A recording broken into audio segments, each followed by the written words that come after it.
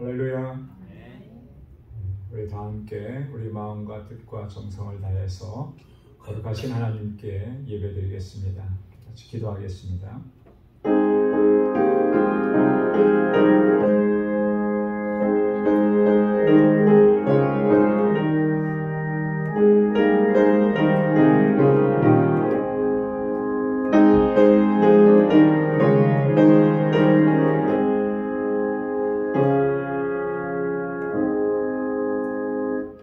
할렐루야. 내가 정직한 자의 회와 공회 중에서 전심으로 여호와께 감사하리로다.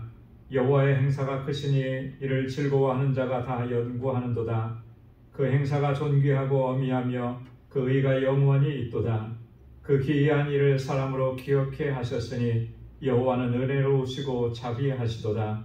여호와께서 자기를 경외하는 자에게 양식을 주시며 그 언약을 영원히 기억하시리로다. 아멘. 은혜가 풍성하시고 자비하신 하나님, 오늘도 주님의 은혜 가운데 저희들을 지켜주셨다가 주님의 거룩하신 보좌 앞으로 불러주셔서 이렇게 하나님을 경배하고 찬양하며 예배케 하시니 감사합니다. 우리의 마음을 다하고 힘을 다하여 하나님을 예배하고 주님께 영광 돌리는 저희들 되게 하여 주옵소서. 우리의 심령을 주의 성령께서 다스려 주시고 우리의 허물과 죄악을 고백하오니 주의 보혈로 씻어주셔서 다시 거룩하게 하옵시고 오늘도 이 시간 이 예배가 하나님께서 기뻐 받으시는 사한 제사가 될 수 있도록 우리 주님 인도하여 주옵소서. 이 예배를 기뻐 흠양해 주시고 우리 가운데 임하셔서 주님의 은혜와 평강으로 덧입혀 주옵소서. 예수님의 이름으로 기원하옵나이다. 아멘. 전능하사 천지를 만드신 하나님 아버지를 내가 믿사오며 그 외아들 우리 주 예수 그리스도를 믿사오니 이는 성령으로 잉태하사 동정녀 마리아에게 나시고 본디오 빌라도에게 고난을 받으사 십자가에 못 박혀 죽으시고 장사한 지 사흘 만에 죽은 자 가운데서 다시 살아나시며 하늘에 오르사 전능하신 하나님 우편에 앉아 계시다가 저리로서 산 자와 죽은 자를 심판하러 오시리라. 성령을 믿사오며 거룩한 공예와 성도가 서로 교통하는 것과 죄를 사하여 주시는 것과 몸이 다시 사는 것과 영원히 사는 것을 믿사옵나이다. 아멘. 찬양으로 하나님께 영광 돌리겠습니다. 목마른 사슴.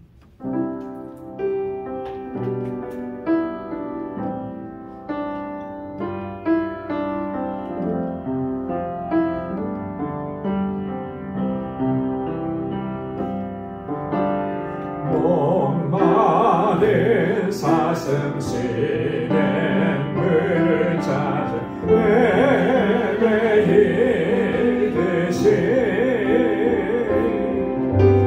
내 영혼 주를 자기의 갈급하나이다.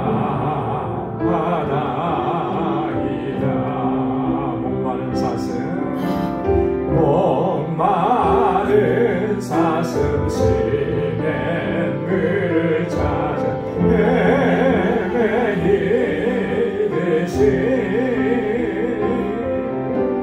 내 영혼 주를 찾기에 갈급하나이다.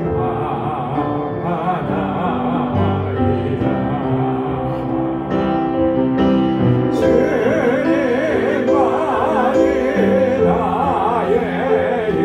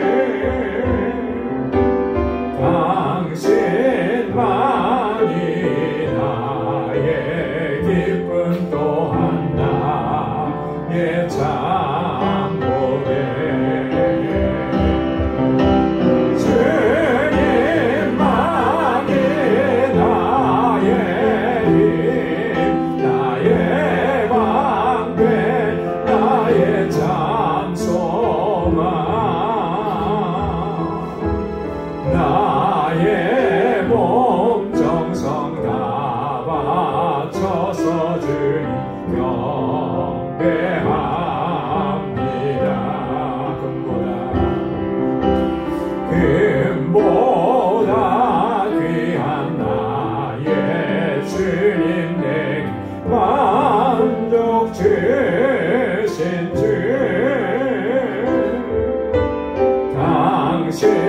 당신만이 나의 기쁨 또한 나의 참고래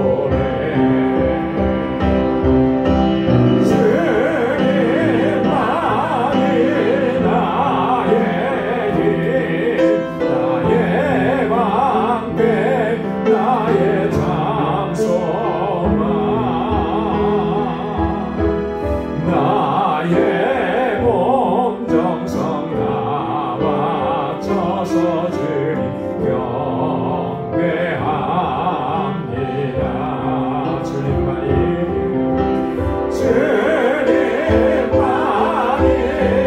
나의 힘 나의 방패 나의 참소망 나의 몸 정성 다 바쳐서 주님 경배합니다.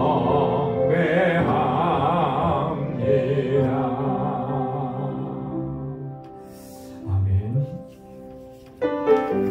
박수와 진하게 찬양하겠습니다.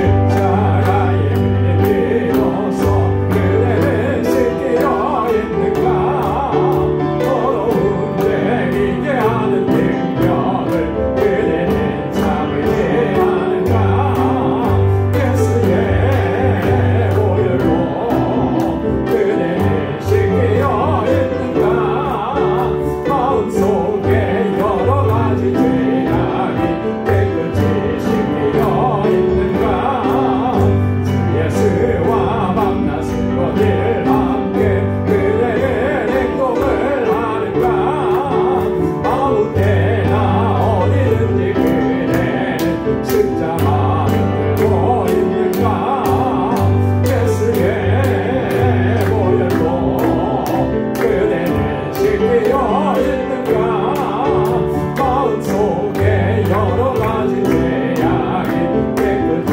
씻기려 있는가 주님 예수 다시 올 때 그대는 영감한 예복이 있는가 그대 몸은 거룩한 곳 성전에 들어갈 준비가 됐는가 예수의 보혈로 그대는 씻기려 있는가 마음속에 여러 가지 죄악이 깨끗이 씻기려 있는가 모든 죄에 더러워진 예복을 주 앞에 지금 다 벗어서 샘물같이 솟아나는 보혈로 눈보다 너희에게 씻으라 예수의 보혈로 그대는 씻기려 있는가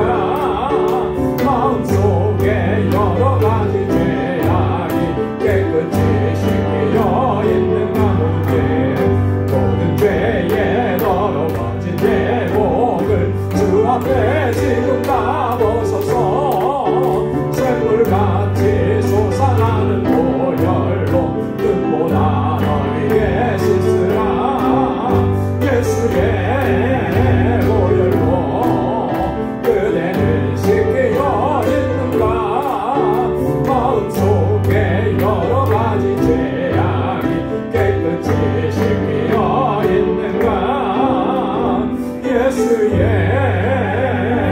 보혈로 그대는 씻기려 있는가 마음속에 여러 가지 죄악이 깨끗이 씻기려 있는가 아멘. 주님의 보혈로 우리의 모든 죄를 깨끗하게 씻어주실 줄로 믿습니다.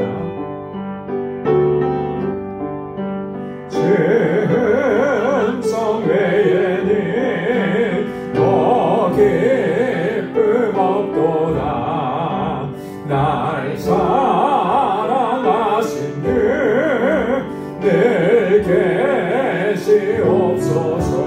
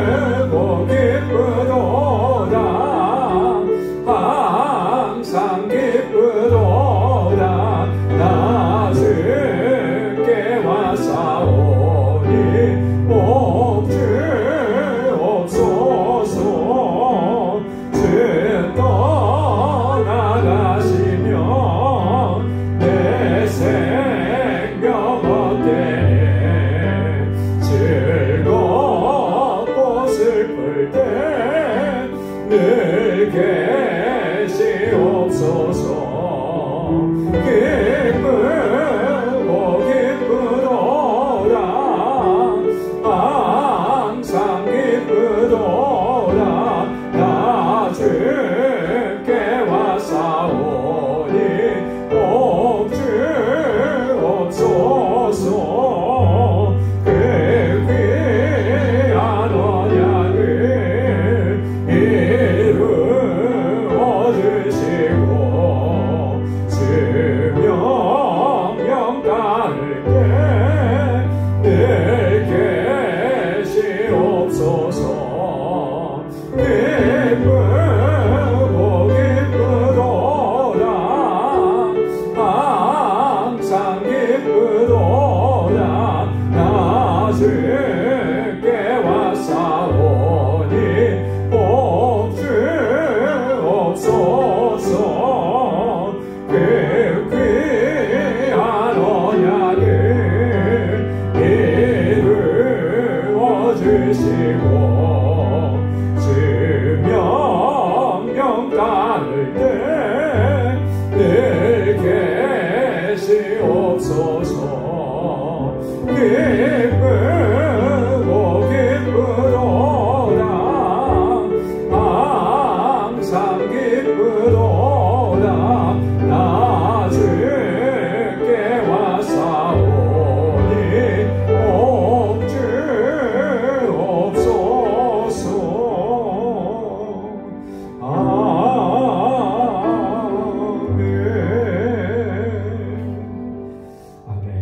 우리 이 시간 다 같이 통성으로 함께 기도하겠습니다. 먼저 교회를 위해서 기도해 주시기 바랍니다. 우리 교회 하나님께서 세우시고 지금까지 큰 역사와 은혜 베푸시며 여기까지 인도해 주셨는데 믿음과 소망과 사랑의 공동체로 든든하게 서서 주님의 주신 사명 잘 감당하게 하옵소서. 세워주신 직분자들과 우리 사역자들에게 능력과 권능으로 함께 하셔서 믿음으로 역사하는 신실한 주의 종들이 되게 하옵소서. 우리 주일학교와 유스그룹과 EM을 위해서 우리 사랑하는 자녀손들을 위해서 또 우리 교사들과 전도사님 위해서 함께 기도해 주시고 또 특별히 우리 알라메다 방주교회 또 하나님께서 세우셨사오니 능력으로 붙잡아 주시고 사역자들에게 또 그곳에 필요한 모든 것들 하나님 채워주셔서 부족함이 없게 해달라고 또 우리 모든 선교사님들을 위해서 또 우리 교우들을 위해서 특별히 환우들을 위해서 함께 기도해 주시고 그 육신의 연약함을 치료하시사 주님 다시 강건케 해 주옵소서. 우리 권매숙 사모 내일 또 3차 항암 치료를 받는데 잘 감당할 수 있도록 하나님 능력과 은혜로 함께 해달라고 또 우리 사랑하는 성도들의 가정을 놓고 특별히 영혼 구원을 위해서 기도하고 또 늘 눈물로 호소하는 그 가정에 하나님 놀라운 구원의 역사를 허락해달라고 이 시간 또 하나님 앞에 가지고 나온 우리 간절한 기도의 제목 다 같이 통성으로 하나님께 아뢰겠습니다. 거룩하시고 자비하신 아버지 하나님 참 감사합니다. 아버지 하나님 이 저녁에 다시금 저희들을 거룩하신 주님의 보좌 앞으로 불러주셔서 하나님을 경배하고 찬양하고 예배케 하시니 하나님 감사합니다. 우리의 중심이 우리의 마음이 항상 주님을 향할 수 있게 하시고 영과 진리로 하나님을 예배하게 하옵소서. 하나님께서 찾으시는 참된 예배자의 삶을 살아갈 수 있도록 도와주시고 우리의 삶이 아버지 하나님의 산 제물이 되고 산 제사가 될 수 있도록 하나님 주의 성령께서 우리를 붙잡아 주옵소서. 더럽고 추하고 악한 것들을 아버지 주의 보혈로 씻어주시고 정결하게 하시며 거룩하게 하셔서 하나님 주님 앞에 언제나 신실하게 설 수 있도록 도와주옵소서. 이 시간 저희들이 마음을 같이하여서 함께 기도합니다. 우리 광주재단 주님께서 은혜 베풀어 주셔서 여기까지 이르게 하셨사오니 아버지 하나님이 주신 사명을 잘 감당하는 믿음의 공동체가 되게 하시고 아버지 그리스도 안에서 우리가 서로 한 형제 자매가 되었사오니 사랑하게 하시고 아버지 하나님 서로 섬기게 하옵소서. 그래서 하나님 저희들이 이 땅에서 살지만 아버지 하나님 주님의 나라를 이곳에서 맛보고 경험하게 하시고 상처 입은 영혼들이 아버지 이곳에 와서는 새롭게 회복되어 주는 놀라운 역사가 있게 하옵소서. 특별히 아버지 하나님 주께서 세워주신 귀한 종들에게 능력과 권능으로 함께 하시고 믿음으로 역사하는 종들이 되게 하옵소서. 성령으로 충만하게 하여 주옵소서. 아버지 하나님 우리 사랑하는 자녀손들을 기억해 주시고 아버지 하나님 저들이 정말 믿음 안에서 하나님 잘 경외하고 말씀 안에서 견고하게 서가게 도와주옵소서. 우리 주일학교와 유스그룹과 이음을 기억하셔서 아버지 하나님 저들이 정말 하나님 잘 경외하는 믿음으로 아버지 세상을 이기게 하시고 하나님의 귀한 일꾼들이 다 되게 하여 주시고 유스그룹과 이음을 아버지 부흥시켜 주셔서 다음 세대를 이끌어가기에 부족함이 없게 하옵소서. 우리 교사들과 전도사님에게 능력과 권능으로 던집해 주시고 저들의 수고가 아버지 헛되지 아니하도록 주님 아름다운 열매로 풍성하게 맺혀지도록 도와여 주시옵소서. 우리에게 주신 이 선교적 사명을 하나님 말라에다 방주 후에 주님 세우시고 인도해 주심을 감사합니다. 귀한 주의 종들을 세워주시고 아버지 하나님 헌신하는 주의 사역자들에게 능력과 권능으로 함께하여 주옵소서. 아버지 그 지역의 영혼들을 구원하는 구원의 방주로 견고하고 풍성할 수 있도록 인도하여 주시옵소서. 아버지 하나님 우리 사랑하는 교우들을 위해서 기도합니다. 육신의 연약함 때문에 하나님 주님 앞에 부르짖고 기도하는 아버지 그 간절한 기도를 들어주시고 주님의 손으로 만져주시고 아버지 하나님 성령의 물로 치료하여 주시고 아버지 하나님 주의 보혈로 깨끗하게 치료하셔서 다시 강건하게 하옵소서. 영과 힘을 새롭게 하시고 그리하여 하나님 아버지 주님 앞에 더 귀하고 아름다운 일꾼들로 쓰임받게 하여 주시옵소서. 여러 가지 문제로 어려움으로 고난 중에 있는 사랑하는 성도들을 기억하시사 아버지는 저에게 참평하려 하게 주시고 아버지 하나님 믿음 잃지 않도록 도와주시고 소망의 주님을 붙잡고 믿음으로 달려가도록 인도하여 주옵소서. 우리 사랑하는 성도들의 가정에 주님의 평강을 더하시고 구원의 역사를 더하셔서 아버지 하나님 온 시간에 다 주님 안에서 견고하게 서서 한 믿음으로 주님을 섬길 수 있도록 은혜 베풀어 주옵소서. 우리 사랑하는 성도들이 행하는 모든 일이 형통하게 하시고 복에 그런된 삶을 살아가게 하시며 믿음의 기업들을 든든하게 지켜 주옵소서. 아버지 하나님 이 시간도 주님 앞에 간절한 기도의 제목들을 아뢰고 주님 앞에 부르짖사오니 하나님의 선하신 응답을 허락해 주옵소서. 하나님 이 시간 말씀으로 우리를 새롭게 하시고 주님 앞에 새로운 결단과 각오로 설 수 있도록 하나님 은혜 베풀어 주시옵소서. 주님 함께 하실 줄로 믿습니다. 감사합니다. 예수님의 이름으로 간절히 기도드리옵나이다. 아멘. 할렐루야, 할렐루야. 하나님께서 선한 응답을 허락해 주실 줄로 믿습니다. 오늘 함께 묵상할 하나님의 말씀입니다. 우리 에베소서 6장 1절에서 9절까지 말씀.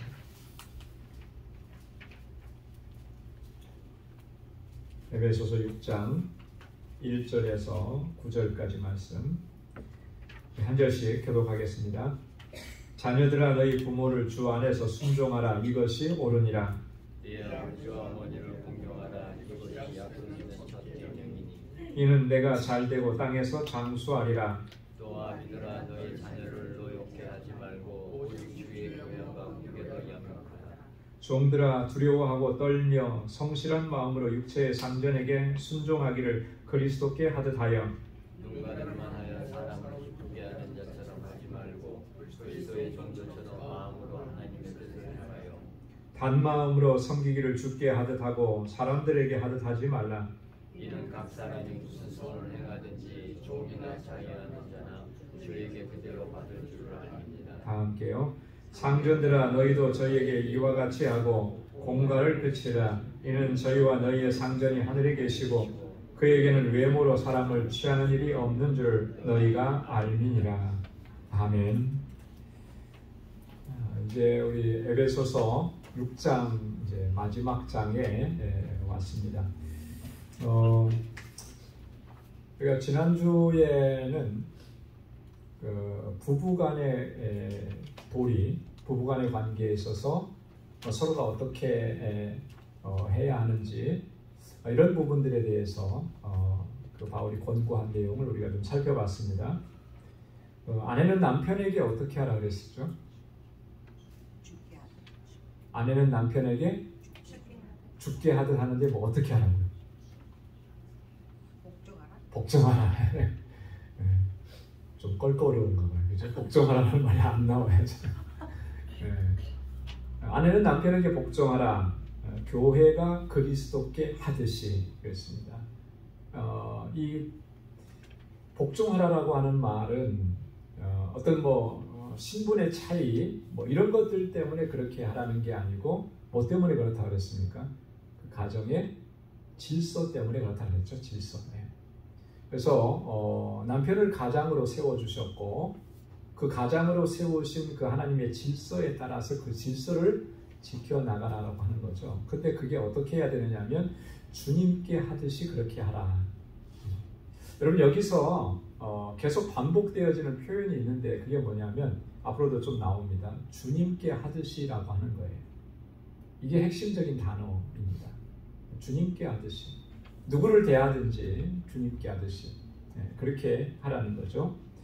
자, 남편은 어떻게 하라고 했습니까? 자기 아내를 어떻게 하라고요? 이런 남편들이 대답을 하셔야 됩니다. 그죠? 남편은 자기 아내를 사랑하라. 근데 어떻게 사랑하라 그랬습니까? 자기 몸같이 사랑하라 그랬어요. 자기 몸같이. 그죠? 여러분들 자신에 대해서 얼마나 많이 사랑합니까? 그죠? 자기를 사랑하니까 좋은 음식도 먹으려고 하고 건강도 유지하려고 하고 뭐 건강식품도 먹으려고 하고 뭐 이렇게 하는 거 아니겠어요? 자기를 사랑하지 않으면 다른 사람을 사랑할 수가 없어요.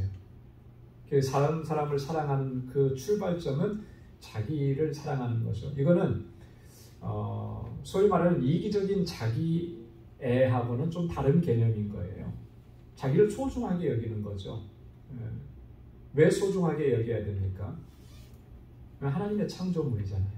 그죠? 하나님의 창조물. 하나님께서 나를 창조하셨고 하나님께서 나를 구원하셨고 하나님께서 나를 존귀하게 여기시기 때문에 그렇기 때문에 자기도 스스로를 존귀하게 여겨요. 그래서 자기를 사랑할 줄 아는 사람이 자신을 존중하고 자신을 존귀하게 여길 줄 아는 사람이 다른 사람도 그렇게 존중할 줄 알게 되는 거예요. 사랑은 나에서부터 시작이 되는 거죠. 그래서 자기 몸과 같이 사랑하라. 그런데 여기도 마찬가지예요. 그리스도께서 교회를 위해서 자기 몸을 주신 것처럼 사랑하라. 그러니까 존중하고 복종하는 것보다 어떻게 보면 더 힘든 게 사랑하는 거예요. 자기를 내어주면서까지 사랑하는 거, 그죠? 이런 관계가 되어야 그리스도 안에서 참 부부의 관계가 된다라고 하는 거예요. 이걸 꼭 기억하라고 하는 거죠. 바울이 에베소서 5장 후반부에서부터 오늘 함께 읽은 본문에서 우리가 보편적으로 가지고 있는 그런 관계성 세 부분을 이렇게 나눠서 하는데 첫째가 이제 부부간의 관계라고 그랬잖아요. 근데 오늘 본문에서는 두 가지 관계를 더 얘기합니다. 첫째는 부모와 자식 간의 관계. 그래서 부모와 자식 간에 부모는 자식에게 또 자녀들은 부모님에게 어떻게 해야 되는지를 아주 간략하지만 핵심적인 내용들을 이렇게 말씀을 해줘요. 또 하나는 당시에는 이게 상당히 보편적이었죠. 아무래도 시대적으로 2000년 전이니까 신분의 어떤 계급 뭐 이런 것들이 다 있었어요. 그렇기 때문에 어쩔 수 없이 주인이 있고 또 그 집안에는 좀 넉넉한 집안 같으면 종도 있고 또 노예 제도가 있었던 그런 시기니까 이 관계를 무시할 수 없는 거예요. 교회 공동체 안에도 다 그런 관계에 소속되어 있는 사람들이 함께 모여 있거든요. 그래서 종과 또 상전 간의 관계, 이걸 어떻게 해야 하느냐라고 하는 것을 권고하고 있습니다. 그래서 1절부터 4절까지는 부모와 자녀들에 대한 권고이고 5절부터 9절까지는 종과 상전들에 관한 권고입니다. 1절부터 4절까지는 부모 자녀들에 관한 권고라 그랬는데 여기도 조금 더 세분해 보면 1절에서 3절까지는 자녀들에 대한 권고예요. 자녀들이 부모님 앞에 어떻게 해야 하느냐. 그리고 4절은 부모님들은 또 자녀들을 어떻게 대해야 하느냐라고 하는 거죠. 여러분 이 관계 안에서 이렇게 우리가 벗어날 수 있는 사람은 아무도 없잖아요. 그러니까 우리 모두에게 다 해당되는 그런 말씀인 거죠. 자, 1절 말씀에 보면 자녀들아 너희 부모를 주 안에서 순종하라 이것이 옳으니라. 이게 핵심적인 내용인 거예요. 주 안에서 어떻게 하라고요? 순종하라. 부모님에게 순종하라. 이것이 옳으니라 그랬습니다. 순종한다라고 하는 말은 원어적인 의미는 이런 거예요. 귀를 기울이고 잘 따른다 이런 말입니다. 부모님의 말씀하시는 것에 대해서 항상 귀를 기울이고 그리고 그것을 잘 따라가는 것. 이게 이제 순종의 의미라고 하는 것입니다. 자, 그런데 주 안에서 순종하라 그랬잖아요. 주 안에서. 여러분 주 안에서 순종하라라고 하는 말은 어떤 의미일까요? 주 안에서 순종하라. 주 안에서 순종하라라고 하는 말은 두 가지로 생각을 해볼 수가 있어요. 첫째는 이런 겁니다. 부모님의 명령과 하나님의 뜻이 상반될 때에 무엇을 따라야 되느냐라고 하는 거예요. 그렇죠? 여러분 어떻게 하시겠습니까? 부모님께서 하시는 말씀과 그 말씀이 하나님의 뜻에 배치되고, 그죠? 상반된 그런 명령이 있고 그런 말씀이 있다 그러면 그거 어떻게 해야 될까요? 그래도 순종을 해야 될까요? 그래도 따라야 됩니까? 뭐라고 대답을 좀 해요. 뭐라고 대답하기가 쉽지 않은가요?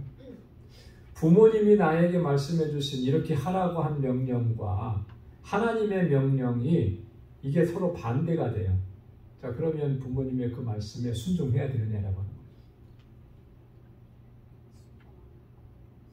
거예요. 어려워. 이게 굉장히 어려운 건가요, 이게?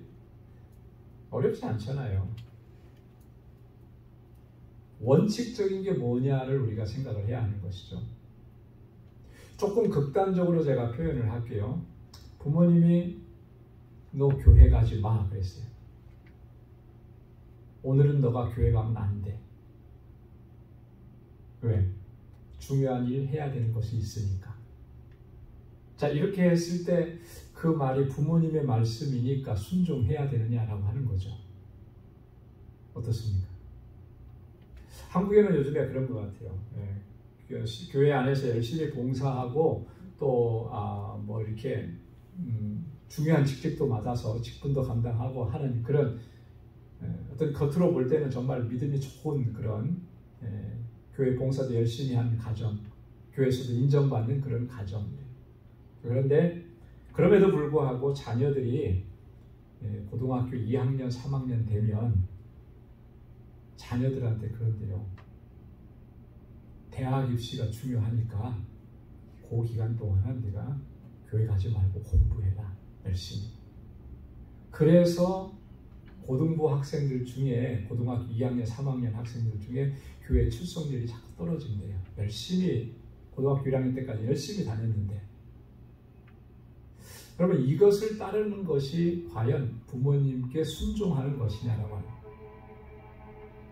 그러니까 하나님께서 그걸 기뻐하시고 하나님께서 원하시는가? 네, 그렇지 않다라고 합니다. 그래서 주 안에서 순종하라라고 하는 것은 하나님의 뜻 안에서 순종하라라고 하는 말이죠. 그러니까 하나님의 명령, 하나님의 말씀이 더 우선적인 거예요. 그죠? 이것을 놓쳐버려서는 안 된다라고 하는 그런 의미이고요. 두 번째 의미는 뭐냐면 주 안에서 순종하라라고 하는 말은 자녀들이 부모님께 순종할 때에 그리스도께 순종하는 것과 같아야 한다라고 하는 그런 의미입니다. 무슨 말씀인지 아시겠죠? 내가 주님을 섬기고 주님 앞에 최선을 다하고 주님께 마음을 다하고 힘을 다해서 주님을 사랑하고 섬기듯이 그렇게 부모님에게도 순종해야 한다라고 하는 그 의미가 주 안에서 순종하라라고 하는 그런 의미입니다. 두 가지 의미가 이 속에 담겨져 있다라고 하는. 그래서 아까도 처음에 말씀드렸듯이 여기서 핵심적인 단어가 뭐라 그랬어요? 그리스도께 하듯이, 주님께 하듯이라고 하는 거예요. 주님께. 자, 근데 바울이 이것이 어떻다 그랬어요? 옳으니라 그랬어요. 옳으니라. 이것이 옳으니라.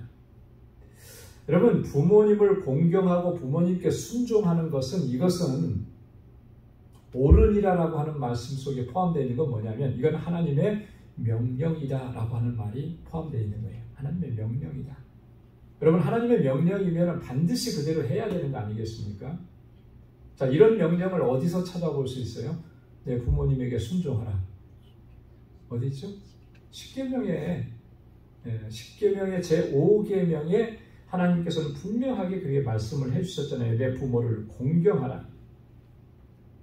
자, 근데 반대로 이 율법에 하나님의 율례와 법도를 설명하고 해석해 놓은 다른 말씀들을 쭉 보면 그냥 공경하라라고 하는 정도로 끝난 게 아니라 만약에 부모를 거역하고 부모에게 대항하고 부모를 뭐 어떻게 욕하고 이렇게 하는 사람들이 있으면 그 자녀들은 어떻게 하라 그랬냐면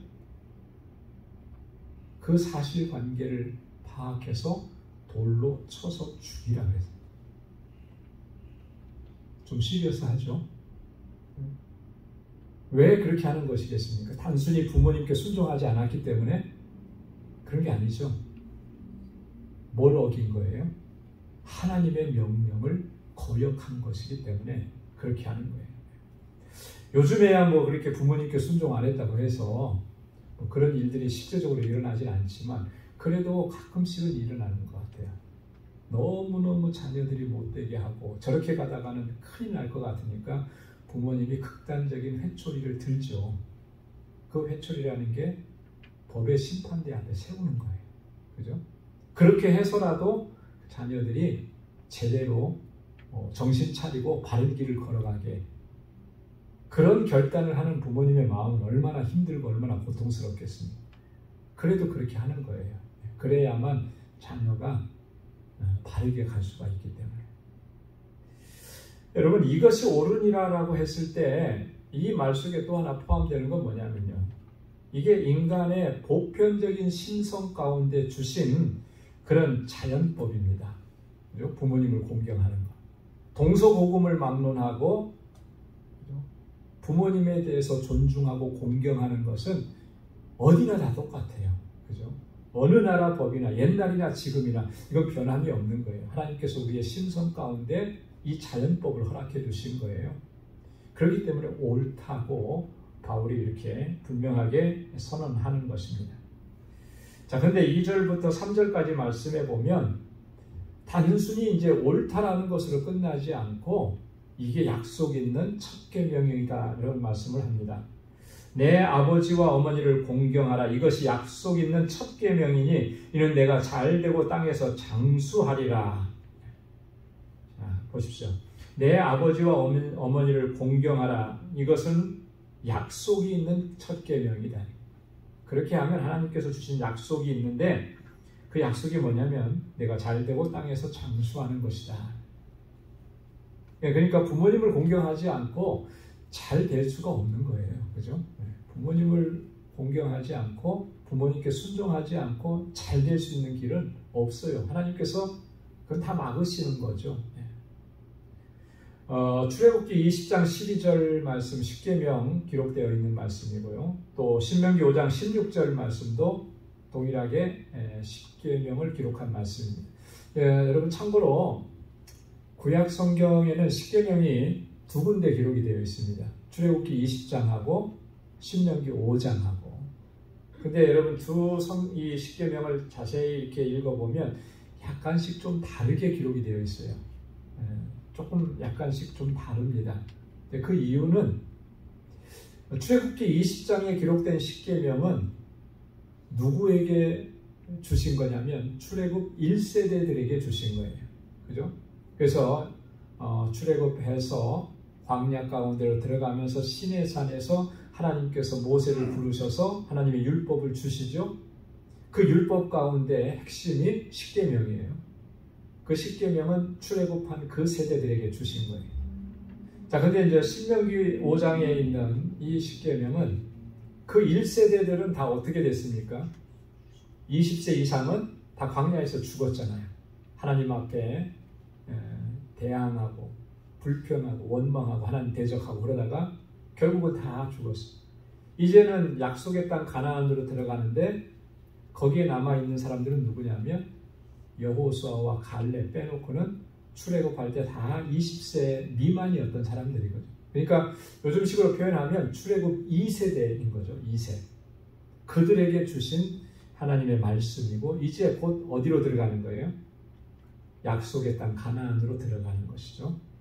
그들에게 주신 말씀이니까 새롭게 재해석된 10계명의 말씀을 주시는 거예요. 자, 보면은 출애굽기 20장 12절에 보면 내 부모를 공경하라. 그리하면 너희 하나님 나 여호와가 내게 준 땅에서 내 생명이 길리라. 약속인 거예요. 그죠? 하나님의 약속이죠. 부모를 공경하면 내가 너희에게 준 땅에서 너의 생명이 길 것이다. 이게 뭐예요? 생명이 길다라고 하는 것은 개인적으로 보면 장수한다라고 하는 의미이겠지만 또 민족적으로 보면 그 땅에서 너희 민족이 계속해서 번성하고 자리를 잡고 그렇게 살아가게 될 것이다라고 하는 그런 의미죠. 신명기 5장 16절에도 보면 너는 너희 하나님 여호와의 명한 대로 내 부모를 공경하라. 그리하면 너희 하나님 여호와가 내게 준 땅에서 내 생명이 길고 하나 더 붙었습니다. 뭘 받는다고요? 복을 누리리라. 내 생명이 길고 복을 누리게 될 것이다. 이게 이제 십계명에 기록된 그 하나님의 약속입니다. 약속. 자, 그런데 그 약속의 말씀들을 바울은 뭐라고 설명을 했냐면 이는 내가 잘 되고 땅에서 장수하리라 했습니다. 여러분, 땅에서 내가 잘 된다라고 하는 말은 무슨 말일까요? 내가 잘 되고, 이걸 다른 말로 표현하면 잘 되는 건 형통이죠. 형통. 내가 형통하리라. 형통하리라. 형통이라고 하는 말은 막힌 것이 없다라고 하는 그런 의미잖아요. 막힌 게 없다. 자, 그런데 성경에 보면 이 형통이라는 말은 어떨 때 주로 사용을 해요? 어떻게 해야만 형통하게 된다라고 말씀을 하느냐 하면 그 원칙은 하나예요.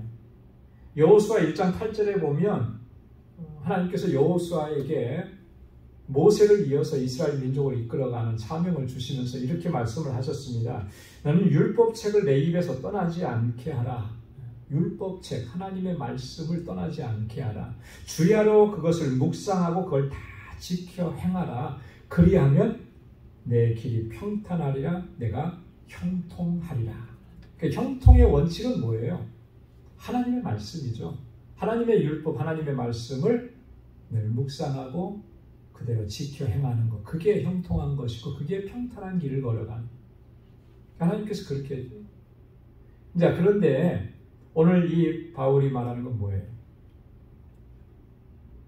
내 부모를 공경하면, 그죠? 내가 잘 되고 이 땅에서 장수하리라. 부모를 공경하는 것도 마찬가지죠. 하나님의 말씀이고 또 하나님의 명령이기 때문에 이 약속이 있는 거예요.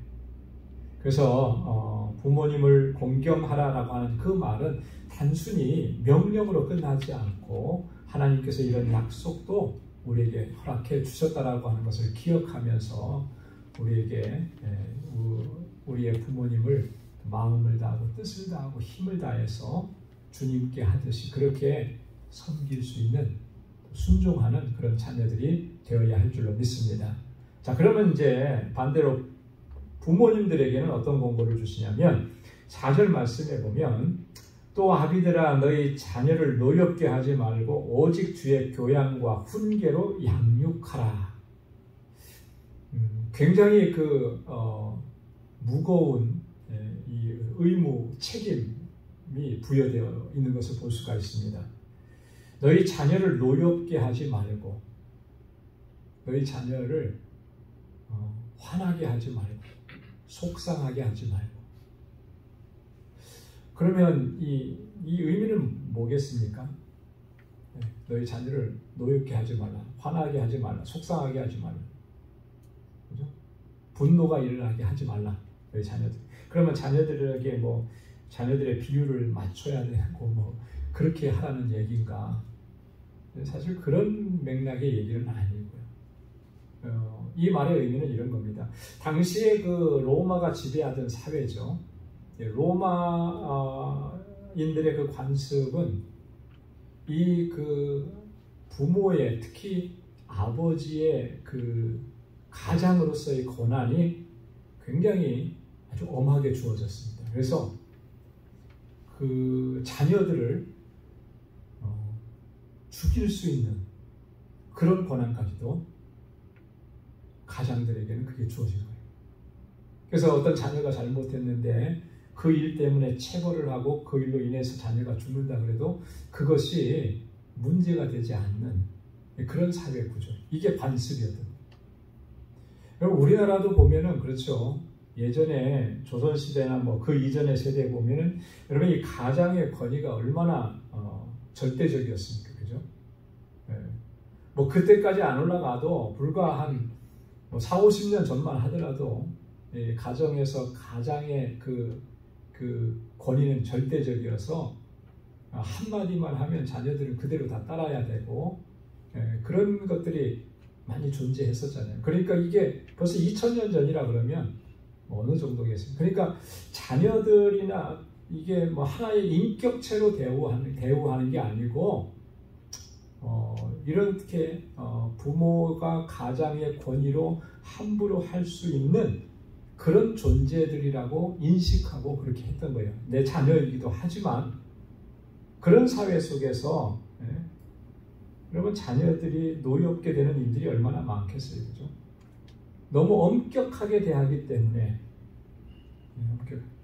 너무 가혹하게 대하기 때문에 너무 편애했기 때문에 이 편애라는 게 또 굉장히 심했잖아요. 그죠? 우리나라도 뭐 아들과 딸에 대한 편애도 굉장히 심했고 또 큰아들이냐 둘째냐 셋째냐에 따라서 이 편애도 굉장히 심했고 이런 것들로 인해서 자녀들의 마음속에 상처가 되고 아픔이 되고 이런 것들이 생기지 않도록 하라고 하는 거예요. 오늘날도 마찬가지죠. 청소년들의 문제 이런 게 다 어디서부터 나오냐면 바로 이런 데서부터 나오는 거거든요. 그런 게 이 자녀를 노엽게 하지 말라라고 하는 그런 권고인 것입니다. 우리 자녀를 하나의 인격체로 존중히 여겨야 한다라고 하는 그런 의미죠. 그리고 또 적극적으로 권고하는 건 뭐냐면 너희는 주의 교양과 훈계로 양육해야 한다라고 하는 거예요. 여기서 말하는 교양이라고 하는 말은 뭐 우리가 일반적으로 생각할 수 있는 뭐 이게 사회 통념적으로 우리가 가지고 있는 그런 교양, 상식 뭐 이런 개념이 아니고 훈련이라는 의미가 이 속에 강하게 원어적인 의미는 담겨져 있어요. 그래서 주의 교양으로 그를 교육하고 훈련하고 때로는 징계하고 이 의미가 이 교양이라는 속에 담겨져 있습니다. 잠언 13장 24절에 보면 솔로몬이 그렇게 얘기합니다. 초달을 참아 못하는 자는 그 자식을 미워함이라 자식을 사랑하는 자는 근실히 징계하느니라 그랬거든요. 초달이라고 하는 말이 무슨 말이죠? 초달? 초달이라고 하는 말은요. 회초리라고 하는 말이에요. 회초리. 회초리. 초달을 참아 못하는 자는 그 자식을 미워함이라. 분명히 자식이 잘못됐는데 이걸 바로 잡아줘야 되는데 회초리 드는 것이 너무 안타까운 거죠, 자녀. 그래서 그것을 들지 않아요. 근데 그렇게 하는 것이 결국은 그 자녀를 미워하는 결과를 낳게 된다는 거예요. 자녀가 잘못된 길을 가는 것을 방치하는 결과가 나타나게 된다는 것이죠. 그래서 자식을 사랑하는 사람은 근실히 징계하느니라. 그래서 부모님들이 자녀들을 향해서 드는 매는 무슨 매라 그래요? 사랑의 매. 사랑의 매. 그랬더니 어떤 분이 그런 책을 썼더라고요. 자녀들 꽃으로라도 때리지 마라. 그런 책을 썼던 그 책 제목이 꽃으로라도 자녀들을 때리지 마라. 물론 상황에 따라서 다 다르지만 정말 내 자녀를 사랑하고 아낀다면 잘못하고 그걸 바로잡아야 된다면 그러면 그 사랑의 매라고 하는 회초리를 드는 것 그렇게 해서라도 이 자녀를 바른 길로 걸어가게 하는 것 이게 너무나 중요한 일이라고 하는 거죠.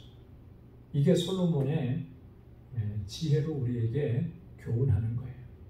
사랑한다라고 하는 것을 그냥 다 용납해주고 다 받아주고 다 이해해주고 그게 사랑의 전부가 아니라고 하는 거죠.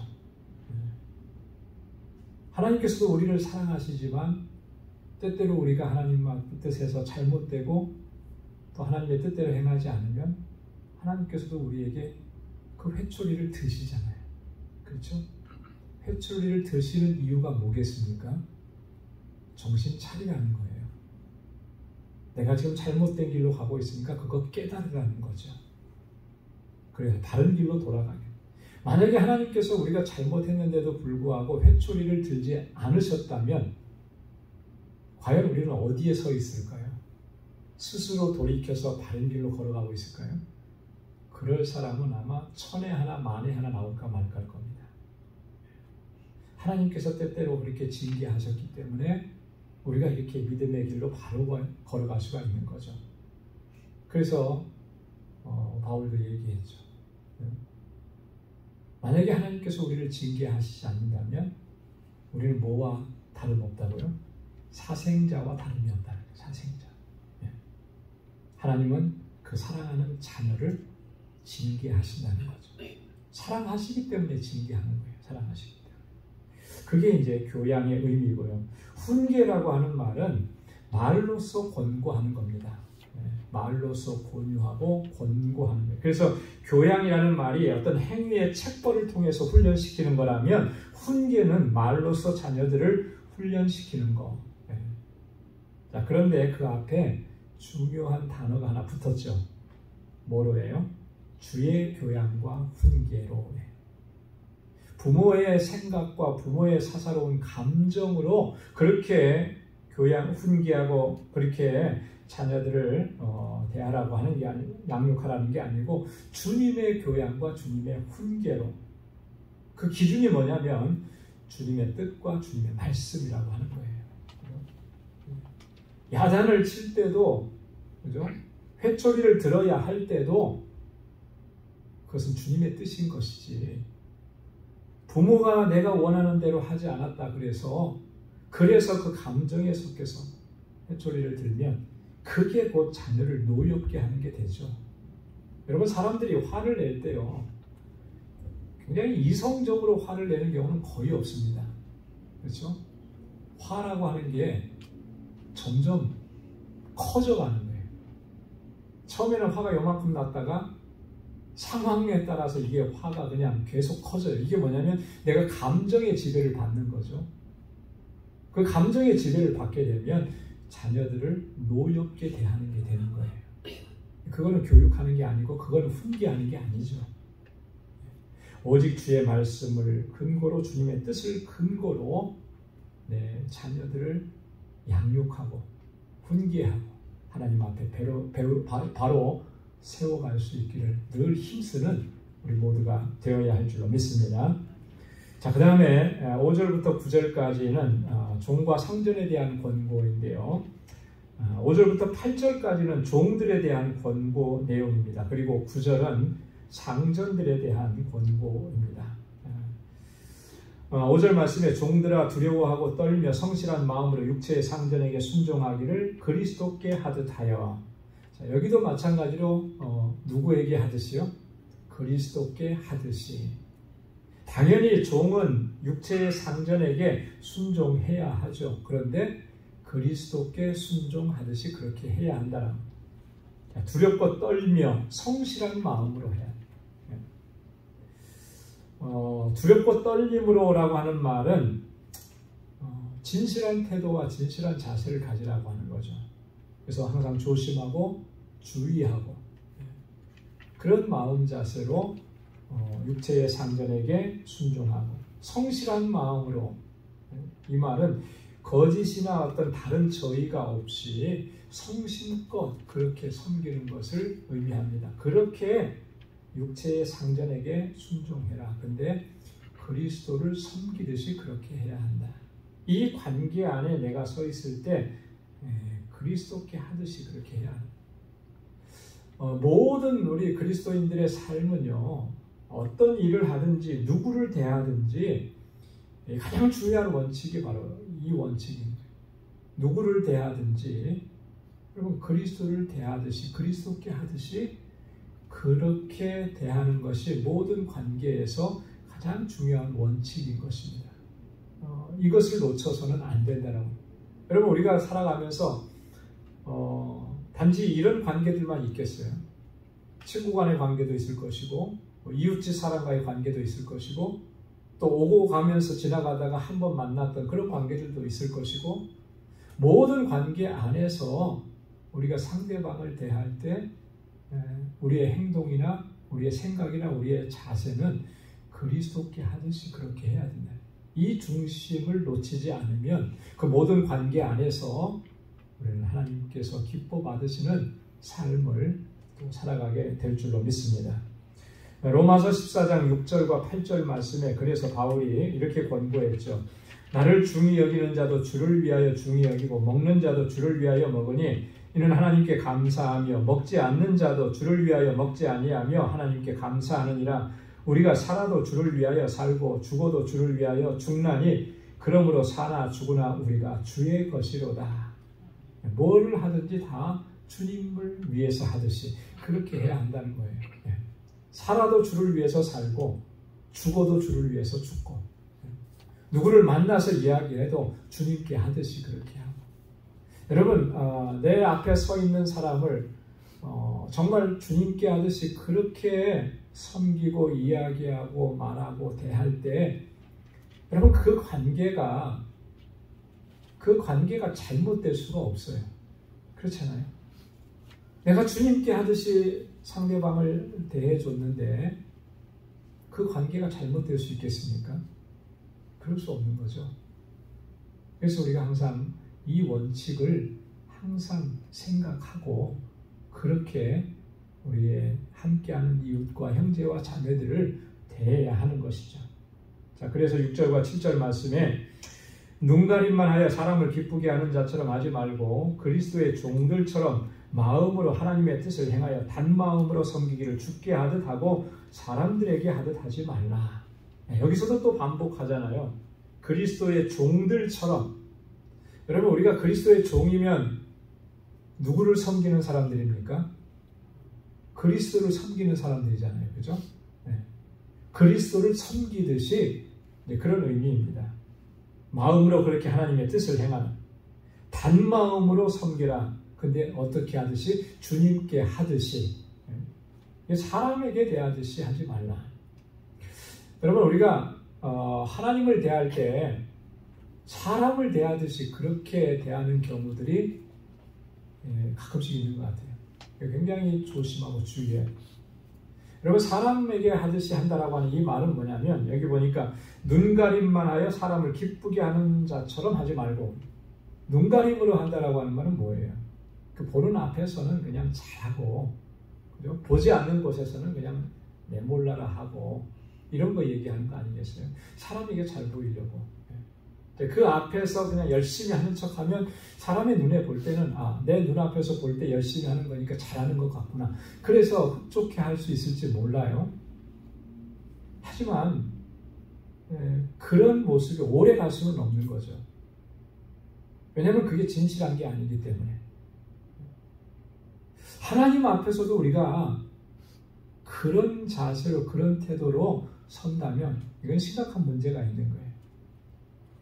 사람은 나의 그 마음의 중심의 의도를 못 알아차릴 수도 있습니다. 그죠? 그러니까 눈에 보이기에 잘하니까 그 사람 내 입안에 혀처럼 그렇게 말하니까 저 사람 나를 정말 사랑해주고 나를 존중해주고 아껴주고 그래서 마음을 빼앗길 수 있을지 몰라요. 그러나 하나님은 그렇지 않은 거죠. 하나님은 어떻습니까? 우리의 중심을 보시는 하나님 아니에요. 그죠? 내 마음의 의도가 뭔지를 하나님은 정확하게 아시는 그분 앞에서 우리가 사람에게 하듯이 눈가림으로만 그렇게 할 수는 없다라고 하는 거예요. 우리가 정말 그리스도의 종이라고 하면 내가 정말 그리스도의 종이라고 하면 주님을 진실하게 섬기는 건데 그죠? 그렇게 육체의 상전들도 섬겨야 되는 거예요. 그게 곧 하나님을 섬기는 것이라는 거예요. 그게 곧 하나님을 섬기는 것이라는 거예요.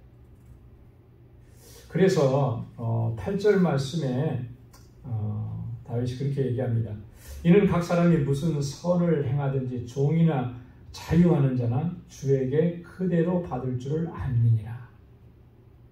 이게 굉장히 두렵고 떨리는 말씀입니다. 각 사람이 무슨 선을 하든지 종이나 자유자나 다 주님께 그대로 받을 줄 아는, 주님께 그대로 다 받는데요. 내가 어떻게 했든지 간에. 이게 무슨 말일까요? 내가 지금 하고 있는 그런 말이나 행동이나 자세나 태도를 주님께서는 다 보시고 기억하고 계신다라고 하는 말이죠. 자, 주님께로부터 다 그대로 받아요. 언제 그렇게 받겠습니까? 이거는 굉장히 종말론적인 그런 신앙의 자세, 종말론적인 상황 속에서 이야기하는 겁니다. 주님께서 다 그것을 판단하실 때가 있어요. 언제 판단하시는 겁니까? 주님께서 세상을 심판하실 때라고. 이것을 가장 이렇게 잘 설명해 준 그림이 하나 있습니다. 그 그림이 뭐냐면 마태복음 25장 31절 이하에 나온 주님의 비유의 말씀입니다. 무슨 말씀일까요? 양과 염소의 비유. 양과 염소. 여기에 보면은 이 비유를 설명하시면서 마태복음 25장 31절에 이렇게 설명하십니다. 인자가 자기 영광으로 모든 천사와 함께 올 때에 자기 영광의 보좌에 앉으리니 모든 민족을 그 앞에 모으고 각각 분별하기를 목자가 양과 염소를 분별하는 것 같이 하여. 자, 주님께서 다시 세상을 심판하시기 위해서 다시 오시는 때를 얘기하는 거잖아요. 재림의 때를 얘기하는 거죠. 자, 그때가 되면 주님은 영광의 보좌에 앉으셔서 각각 사람들을 분별하신다는 거예요. 목자가 양과 염소를 따로따로 분별하듯이. 여러분, 그 비유 우리가 잘 알잖아요. 그죠? 이 염소로 비유되어 있는 이 사람들을 향해서는 마지막 그게 뭐냐면 영원한 지옥 형벌에 떨어지게 될 것이다. 왜냐하면 너희는 내가 옥에 갇히고 내가 아프고 내가 고난당할 때 돌아보지 않았다. 언제 주님 그러셨습니까? 그런 적이 없습니다. 그런 상황 속에 있는 사람을 돌아보지 않은 것이 곧 나에게 그렇게 한 것이다. 똑같이 양의 편에 서 있는 오른편 사람들에게는 너희는 내가 그렇게 굶주리고 옥에 갇혔을 때 나를 돌아보아 주었다. 저희를 그렇게 한 적이 없습니다. 그렇게 굶주린 사람들에게 한 것이 곧 나에게 한 것이다.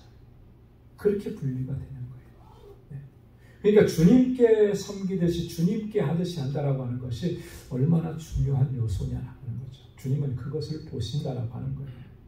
그래서 우리가 우리의 삶의 관심은 여러분 항상 주님께서 이 땅에 오셨을 때 다시 재림하셨을 때 그때 우리가 주님 앞에 어떻게 설 수 있는지 이 부분을 늘 기억해야 하는 것이죠. 그래서 항상 어떤 관계 어떤 상황 속에 있듯이 그 상황 속에서 주님께 하듯이 그렇게 우리의 형제와 자매와 함께하는 사람들을 섬기고 또 그렇게 하나님의 뜻을 이루어갈 수 있는 우리 모두가 될 수 있기를 소망합니다. 자, 지금까지는 이 종들에 대한 이야기였다면 자, 9절 말씀 마지막 결론으로 상전들에게입니다. 자, 상전들아 너희도 저희에게 이와 같이 하고 공갈을 그치라. 이는 저희와 너희의 상전이 하늘에 계시고 그에게는 외모로 사람을 취하는 일이 없는 줄을 알미니라. 상전들아 너희도 저희에게 이와 같이 하고, 저희라고 하는 건 종들이겠죠. 종들이 상전들에게 하는 것처럼 너희도 저희들을 그렇게 대해야 한다. 이와 같이라고 하는 말은 죽게 하듯이라고 하는 그 말이에요. 여러분, 종들이 상전을 대할 때 죽게 하듯이 하라고 그렇게 권고했잖아요.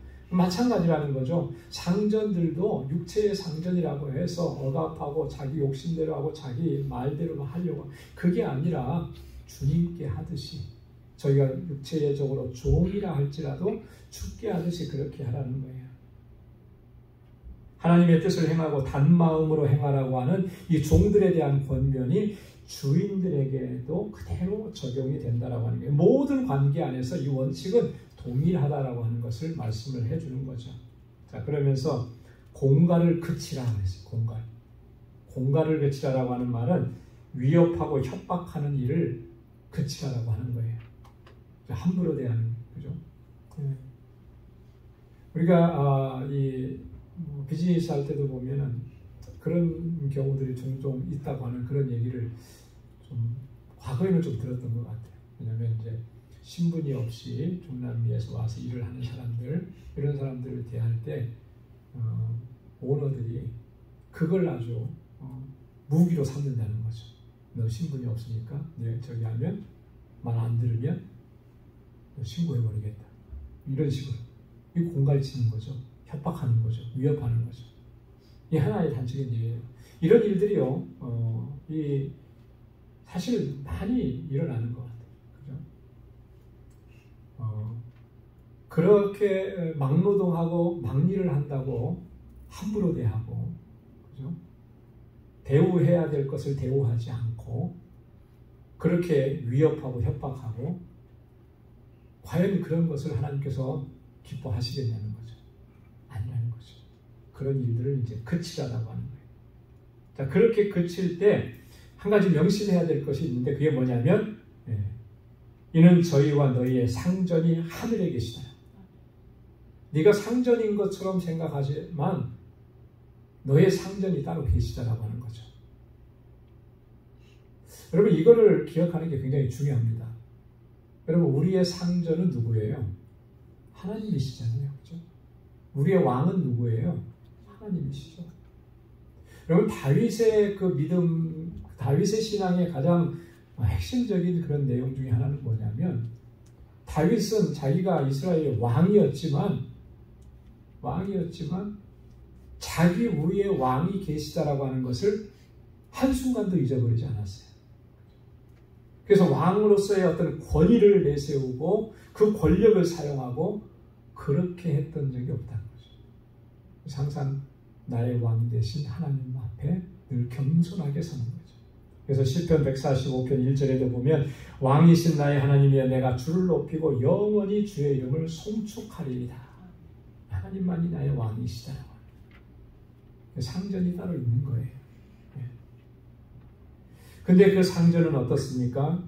하나님은 외모로 사람을 취하는 일이 없다. 외모.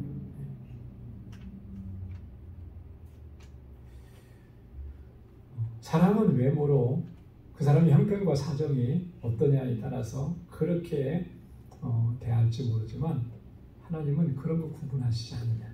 네가 종이냐, 네가 자유자냐, 네가 유대인이냐, 네가 헬라인이냐, 내 핏줄이 뭐냐, 이런 것 갖고 하나님은 차별하시지 않는다는 거예요. 외모로 사람을 취하지 않는다. 그렇기 때문에 항상 하나님 앞에서 우리가 늘 두렵고 떨림으로 서야 한다는 거죠.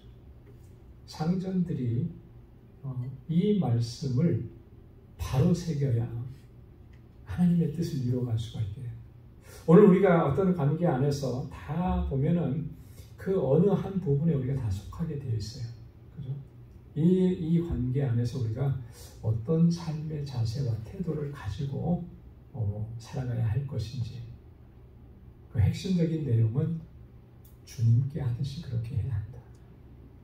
이 하나만 우리가 꼭 기억하고 그렇게 섬기고 또 주신 사명을 감당하게 되면 하나님께서 우리의 삶을 통해서 또 우리의 사역을 통해서 또 영광을 받으시고 또 하나님께서 기뻐하시는 삶을 살아가게 될 줄로 믿습니다. 기도하겠습니다. 하나님 아버지 감사합니다. 오늘도 주님의 귀한 말씀을 저희들이 함께 묵상하며 하나님의 뜻이 무엇인지를 또 다시 한번 되새기게 해주셔서 감사합니다. 하나님, 우리와 관계된 모든 관계 안에서 하나님 주님께서 주시는 그 귀한 마음으로 또 섬기며 하나님의 뜻을 이루어갈 수 있게 하여 주옵소서. 주님을 섬기듯이 그렇게 또 내 형제와 자매를 섬기게 하시고, 주님을 섬기듯이 부모님께 공경하게 하시고, 주님을 섬기듯이 또 내 자녀들을 양육할 수 있게 하시고, 모든 관계 안에서 하나님의 뜻이 이루어지는 그런 귀하고 복된 삶을 살아가는 우리 모두가 되게 하여 주옵소서. 우리 방주의 권속들 한 사람 한 사람 주께서 능력의 장중에 붙들어 주셔서 하나님 앞에 더욱 귀하고 아름답게 쓰임받는 주의 종들이 다 될 수 있도록 은혜 허락하여 주옵소서. 이제는 우리 주 예수 그리스도의 무한하신 은혜와 하나님 아버지의 크고 놀라우신 사랑과 성령의 위로 교통 충만하심의 역사가 주님의 뜻대로 순종하며 살아가기로 결단하는 우리 방주의 모든 믿음의 권속들과 저들의 가정과 직장, 생업의 터전 위에 이제로부터 영원까지 함께 하시기를 간절히 축원하옵나이다. 아멘.